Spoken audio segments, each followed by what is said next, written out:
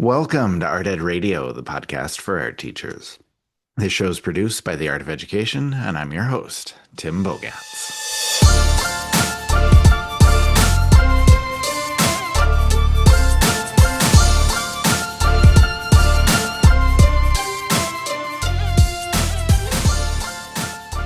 Today, we have a conversation that I think is going to be worthwhile and I think is going to hit close to home for a lot of art teachers. My guest is Tiffany Fox, better known to many of you as Mrs. T. Fox Resources on Instagram and on Teachers Pay Teachers. Very, very excited to talk to her. We met at the NAEA convention a couple months ago and really had a great connection. Really excited to have her on the podcast and have this discussion. Tiffany got into teaching a little later in her career. She spent over a decade teaching everything from beginning art all the way to AP studio art, and she built a huge following by sharing her students' work online, sharing her resources, and doing all sorts of things to help other art teachers. And so in our conversation today, we're going to talk about what it actually feels like to be an art teacher right now. You know, we know things are difficult, but we also know that our work is meaningful. And so we need to figure out how we can balance those two things. So we'll get into why so many teachers are burnt out, but also, you know, what we do that makes the art room so unique and so special compared to, you know, all the other classrooms that are in the school. And so have a lot that I want to ask Tiffany about, including her new book. It's called Rooted and Refreshed. It's a 90-day devotional. It's made just for teachers. It came out late last year, and everything that I've seen, everyone I've talked to have read it. It's really, really resonated with them. And so I'm excited to hear more about that as well. So a lot to get into. As I said, I'm very excited for the conversation. So let me bring on Tiffany now. Okay, Tiffany Fox is joining me now. Tiffany, how are you? I am fabulous. Thank you very much for having me. Well, thank you for coming on. I'm really, really excited to talk to you. A lot of people know you from your Instagram account, okay, everything that you do online, but I would love to know just kind of your whole story. Can you give us an introduction to talking about who you are, how you got into teaching, and just all of the things that you're doing now? Okay, I will try to make it as condensed as possible because it's a little bit of a story. Okay. But I it's a little bit of a story. I didn't come into the classroom until I was 41. So my original first degree is from Virginia Tech in political science. Okay. And yeah, so since I couldn't be president, I decided to when I was like 33 I'd always wanted to be an art teacher, and I just said to my husband, "I think I wanna go back to school," and God bless him, he was so supportive. We had, like, a 9-year-old daughter, and he said, "Of course, go." So anyway, I will fast forward. It took 10 years to get the degree. I stepped into the classroom for the first time, and it was the most beautiful experience. I can't I even love tell it. you. It was just amazing, and I knew I was home.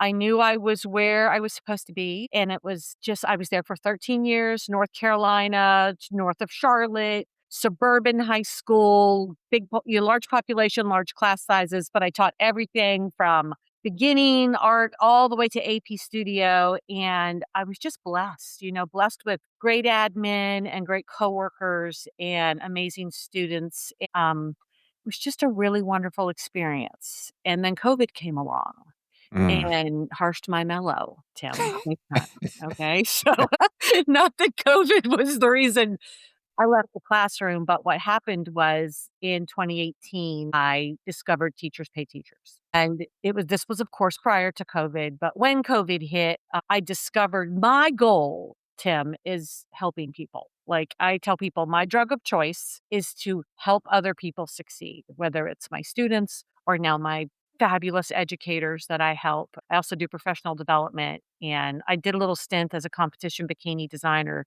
yeah, oh yeah, it's a story, Tim. You might need more than one episode. Um, but it's just I just like to help people and I like to see people succeed. And so just, oh my gosh, I just thrive on watching people succeed. So in 2022, I started getting the call to write the book. And I didn't take it. I didn't pick up the call. So I was like, "You Yeah. know what? I think somebody else needs to do that." So I it took about 6 months for me to settle into that. But, gosh, it's just such a gift. It's a gift to work with students. It's a gift to work with teachers. Like, when I was at the conference in Chicago and all those people were in that room, like, what Hmm. a gift just to know that each one of them has 120 kids in their care at least, you know? Yeah. Like, you think of the representation of the students in that room. What like, I was overwhelmed by the gift knowing that they care for their students and love their students like I did. It was just so overwhelming to me, but it all stems from me just wanting the best for them and for their students. I really appreciate the idea of helping teachers, of sharing things, of getting your ideas out Yeah, there. And so I'd love for you to talk about just kind of how that started. You said you got on Instagram in 2012, I think.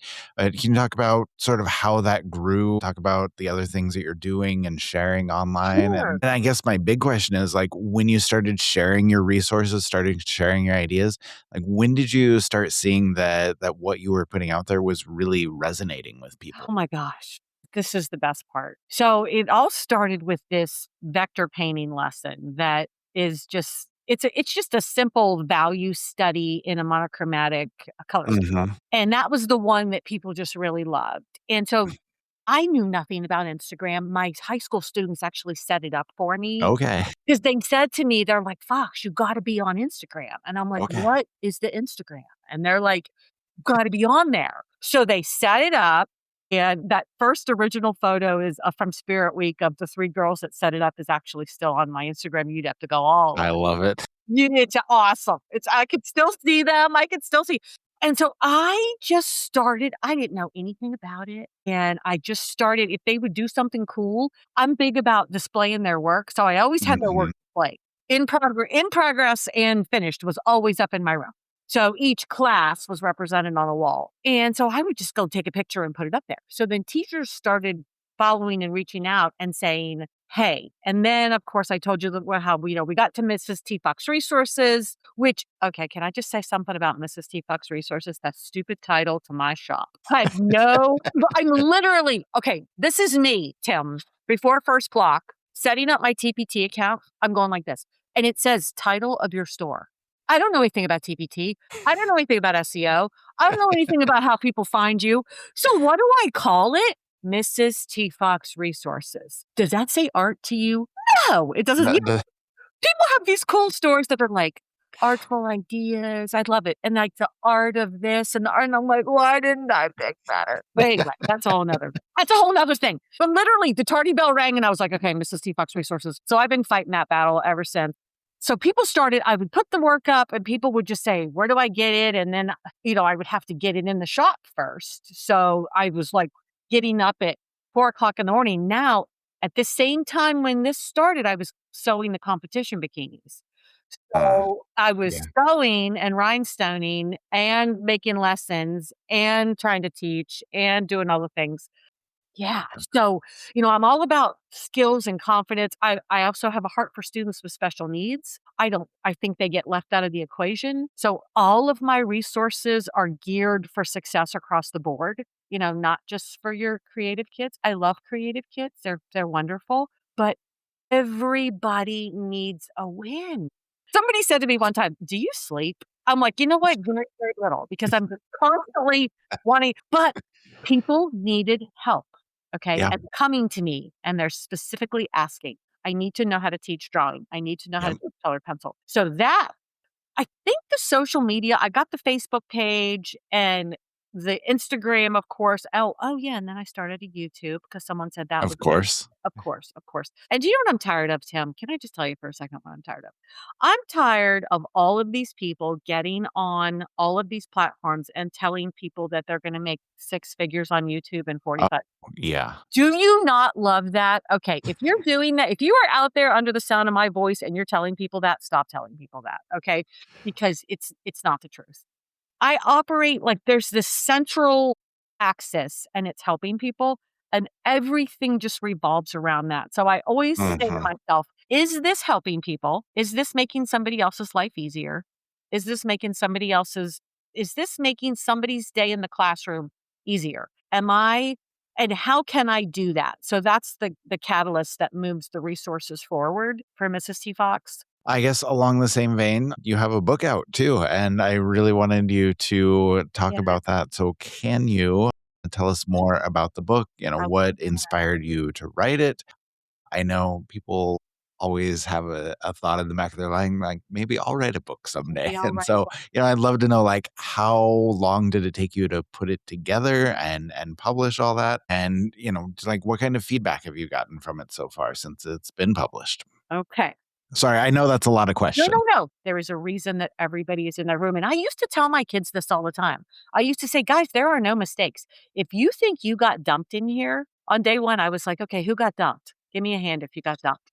And so, you always get the kids. They're like, I was dumped. I don't want to be here. And I'm like, all of you with a hand up, you are going to be my biggest goal is to show you not only what you can do, that you're gonna be so amazing, you're not gonna be able to stand yourself when you get out of here, you're gonna be so amazing. I said, "But we're gonna figure out along the way, 18 weeks." She made a pit stop in my room for 18 weeks, and we're gonna find out what the purpose is. And sometimes, Tim, the purpose is for them, and sometimes the purpose was for me. Like, Mm, they offered me something that I could take into the next season of my life and say, "What a gift to know you." And some of them, Tim, were my most challenging yeah. students.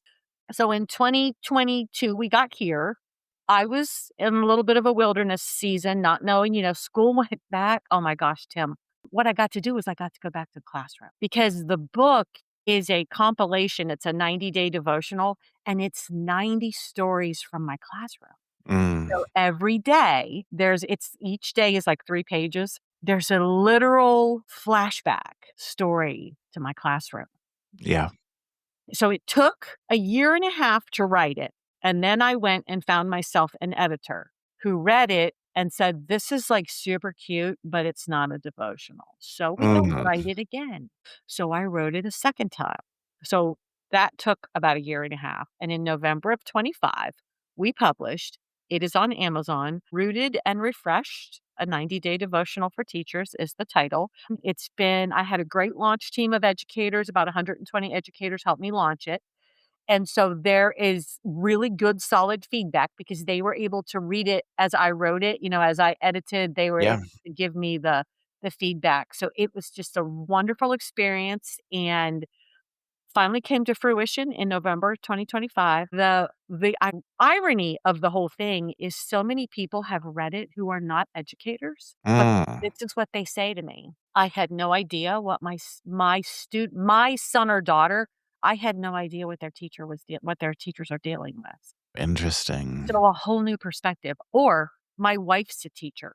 My mom was a teacher. I never knew what she was dealing with or he was dealing with. So it was just, that really wasn't my intent. My intent, of course, was to help my educators and to support and renew their calling and to give them. I had a teacher comment on Facebook. She's reading it and she said, "This book is," how did she say it? "Green pastures and cool waters for every day." She said, "I read it I right." love it. Isn't that crazy? I just want people to know they're not alone.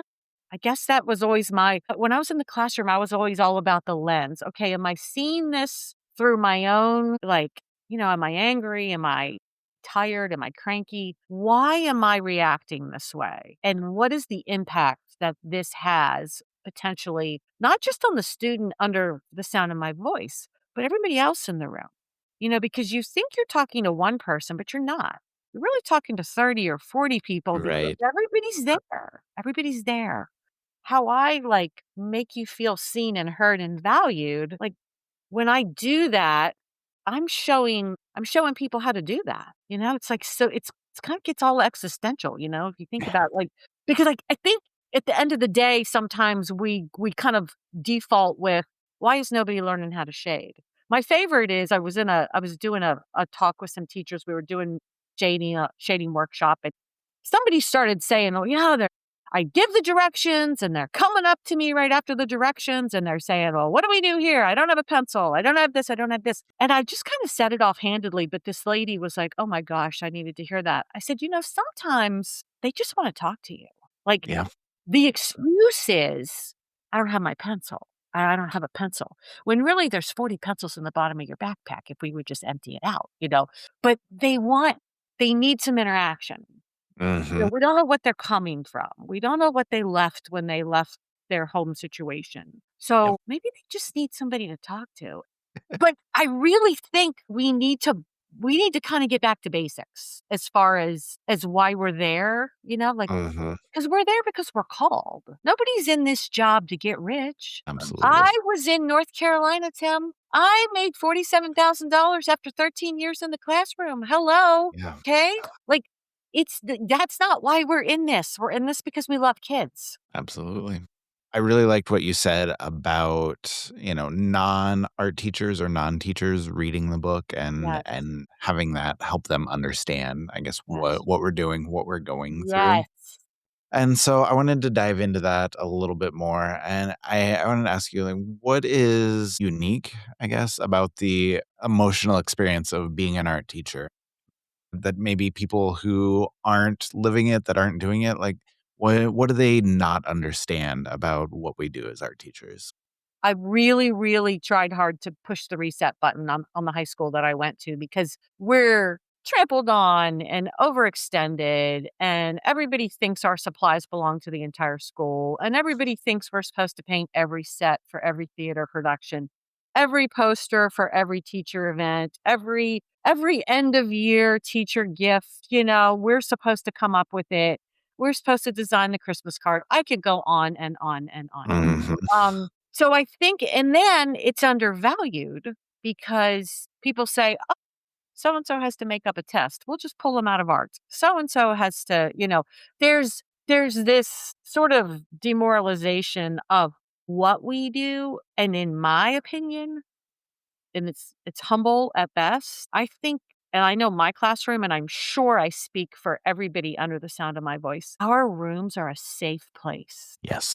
They are a safe, beautiful space, okay? I saw students go through some of the most heart-wrenching, difficult, challenging experiences, both personally and with family and with friends, and to give them a place where they can rest and know that they are loved, accepted, championed, Mm. valued. Like, what a privilege. Because you ain't getting that in calculus, Tim. Nobody wants to go sit in calculus. Okay?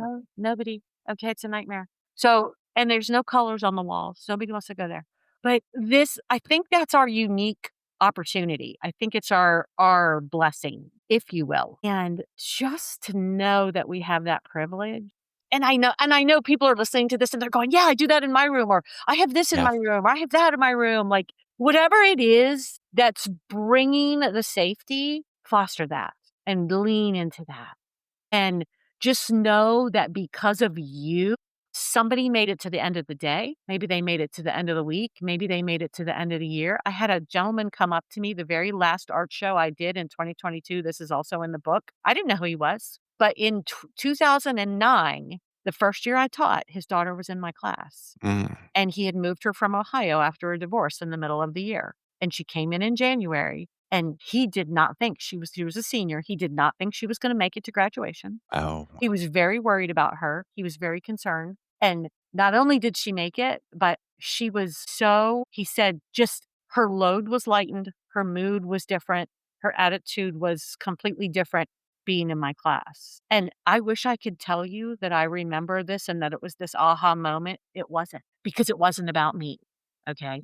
Yeah. It was all about her. It was all about her. But this man made it a point to come to this art show to tell me before I left, because I had it on my social media, last art show, going to South Carolina, Yeah. going Biagi, the whole thing. And he came and he told me that. So what you're doing in your space on your most discouraged day, just know that somebody on the other side of what you do is receiving a blessing. And you may never know, or you may have somebody show up and tell you 13 years later, but it's there. Yeah. I love that. And I think that's a message that a lot of people need to hear because teaching is so hard right now. Oh my It's gosh. absolutely It's exhausting. brutal. And I guess from your perspective, why do you think so many teachers feel burnt out or just feel exhausted right now? I really truly believe that I don't even know where to start. I think it's parents. I think parents are dismissive of what Mm. teachers deal with. I think now with the advent of social media, I have seen parents roast teachers on Facebook. I've seen it happen myself. This is not hearsay. I think that we have dehumanized the profession as a society. I think what we need to get back to understanding is that without a teacher, you don't have any career. You Mhm. don't have anything. You don't have society. Okay. You don't have the basics of any profession. And I don't care, AI aside, and don't get me started on that. That's just ridiculous. Our most valued resource is our children. Put in the care of our most valued profession, teachers. Okay. So you combine those two things. The fact that we as a society are not rallying around these people and protecting them and lifting them up. Okay. And here's what happens. They're beaten down by admin, like the ridiculous demands of admin, data, testing, like blah, blah, blah. We'll go on and on. Okay, so there's that pressure. There's pressure from parents. Oh, if my student doesn't do well, it's your fault. Okay. You have young children. You have a spouse. You have possibly, if you're in the South, a second job. You have elderly parents. You have all of these demands in your personal life, and yet you're expected to martyr yourself on the altar of this profession. It's absolutely ridiculous. Okay. It's insane. It's ridiculous. All of those things aside, what I wanted to do with the book too is to remind people it's okay to say no. Yeah. Okay. It's okay to say no. I said no a lot when I was in the classroom. All right. I said no to a lot of things because had I not said no, my relationship with my husband would have suffered. My relationship with my daughter would have suffered. My sanity. Let's just talk about our sanity. Okay. Let's say you don't have a spouse and you don't have kids and you don't have aging parents. Well, guess what? You still have your sanity.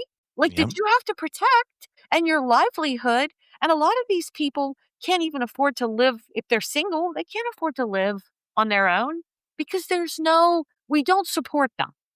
Right. Yeah.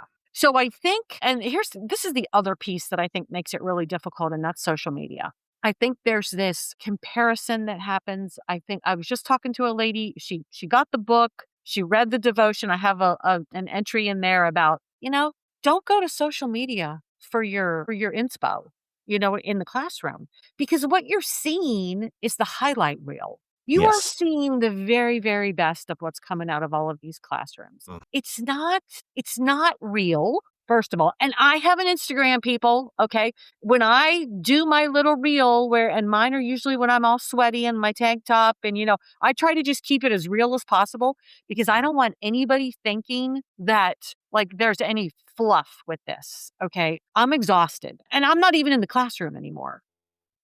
So anyway, I think teachers need to take care of themselves. I think that if nobody else is going to put the boundaries up, put the boundaries up. You say to yourself, I will not do this. I will not do that. I will rest. I will take a walk.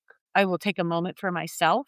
So you focus on you and those beautiful people that are in your classroom, your No, family. that's great. What are some small kind of realistic ways that teachers can think about taking care of themselves and maybe reconnecting with their purpose and the idea of why they came into the classroom in the first place. Okay.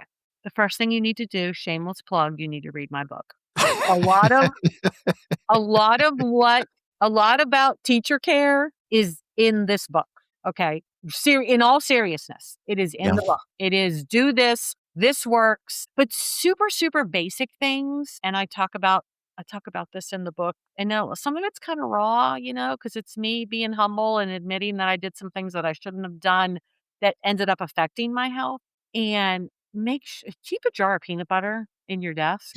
Like really, seriously, because it's good, quick protein, and no, keep some plastic spoons. And just if you need a shot of something, do a shot of peanut butter, do a shot of Jif, like in between, because it'll just give you that boost. It's got a little yeah, sugar in it and it's got a little protein. And make sure you say no. Make sure you, when they call you and ask you to decorate the Chick-fil-A bucket for the receipt challenge, yeah, you say no. All right. right, It's okay to say no, and put the boundaries in your planner that from 3 o'clock, if your school day ends at 3 and you don't leave till 4, lock your classroom door. Don't let 19 kids come in there and sit because they don't have anywhere else to go. Okay. You're not a bad person if you need an hour to yourself before you so go true, in the car to so go true. home to face the challenges at home. Whatever it is that do to relax or meditate, you could read my book or you could just meditate. You could just sit and say, all right, it's quiet. Don't grade papers. Don't, just and reset. Love that. I think that's really important. And then my last question for you. I always love to have guests offer advice or words of wisdom before we leave. So what do you think that teachers need to hear right now? Like what's the message they need to hear right now? Or what advice do you have for them as we are starting to look toward the end of the school year here? The school year. I think without crying how I can say this. Every student, and close your eyes right now and picture the most challenging students or the most amazingly, generous, however, see them all as a gift because they're all a gift. Seriously ask yourself, in what ways has my life been enriched by this school year? And like I always did this thing with my kids. It was called a family album. So we had a hardback book and each student got, this is a great idea for the end of the year. It's called the family album. It's very cost effective. We just took a hardback book. Everybody got 2 pages and I just had a little series of questions about them. They could do whatever they want, mixed media style. And I put all the pages back in the book and then they all signed the inside cover. Then I had this memory, like I still have them. They're still here in my house. And sometimes I just flick through them. But just make sure that they know before they leave you, whoever you are, wherever you are, you're there for a reason. You guys have been with me for a reason. So all of these teachers, your students are purposed for a reason. They're in that room with you and have been all year. And it may have been grueling. It may have been the most difficult year you've ever had, but good is going to come from it. It's a privilege to be a part of their lives. So maybe just no matter how hard it's been, sort of start to reflect on like, what do you think the good is going to come? It's coming. Yeah, I love that. I think that's really, really good way to look at things. And I think if we can all just sort of step back, take a minute to appreciate Yes. those opportunities and appreciate, like you said, all of the kids that are around us and the fact that we get to interact with them, I think that's really, really valuable. It is. Yeah, they're the reason we do what we do. And now my teachers are the reason that I do what I do. Yeah. New Yeah. chapter, so to speak. No, it's a really powerful message, a really important message that I think we all need to think about. So, Tiffany, thank you so much for taking the time to talk about all of these things with me, to share about your book and just kind of share your story with us. I really appreciate it. Thank you. All right, that will do it for us. Thank you so much to Tiffany for coming on. And for everybody who's listening, I hope you are walking away from this one feeling a little bit better, feeling a little bit more seen, a little bit more appreciated. What she had to say about the art room being a safe place, and about students showing up not just because of the work, but because of you and what you do as a teacher. That's something that's worth reflecting on. That's something that's worth sitting with. It's easy to lose sight of that when all of the demands on our time pile up and when the school year feels a little longer than it should. But I hope that what Tiffany had to say kind of brings everything back into focus for us. So if you want to explore more about Tiffany and what she's doing, you can obviously find her at Mrs. T. Fox Resources. We will link to a lot of the different things that she mentioned, including her book. You can find all of that in your show notes. But thank you all for listening. Thank you to Tiffany for coming on.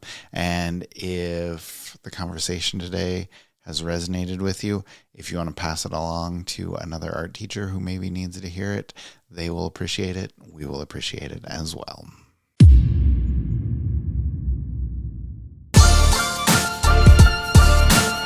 Art Ed Radio is produced by the Art of Education with audio engineering from Michael Crocker.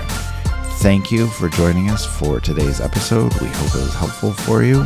And if you know someone else who might be helped with the information on this episode, we would love for you to share it with them. We also appreciate all of the ratings and reviews that listeners leave for us. So if you have a few seconds to give us a 5-star rating or even leave a review on Spotify, Apple Podcasts, or wherever you listen, we would love to see it. We appreciate all of our listeners, and we will talk to you again next week.